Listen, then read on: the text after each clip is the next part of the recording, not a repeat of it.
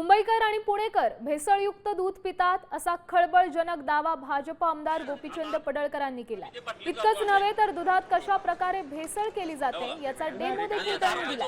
विधान भवनात पडळकरांनी स्वतः भेसळयुक्त दूध तयार करून दाखवलं। तर सरकार तुमचं आहे, दोषींवर कारवाई करा, डेमो काय दाखवताय असं विजय वडेट्टीवारांनी म्हटलं। हा विषय राजकारणाचा नाही, हा अतिशय गंभीर विषय आहे। लोकांच्या जीवनाशी सगळी लोक खेळतायत। एका टँकरचे 3 टँकर करतात। किती?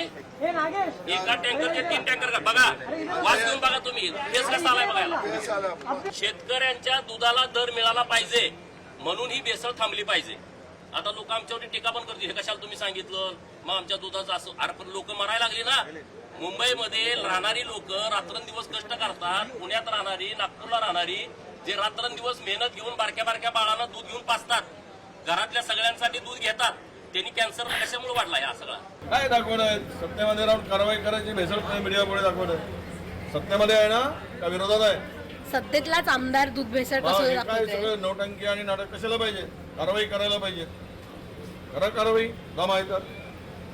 सगळे मंत्री तुमचे, मी मंत्री तुमचा। सर तुम्ही पाहणार का दूध भेसळ होताना? सर दूध भेसळ पाहायला यायला ती मला हे सगळं माहित आहे, माझं लक्ष आहे, परंतु यांनी कारवाई करायची मागणी आम्ही करू। आता isakal.com आहे देशातील नंबर 1 ची मराठी न्यूज वेबसाईट। प्रत्येक अपडेटसाठी isakal.com ला नक्की भेट द्या।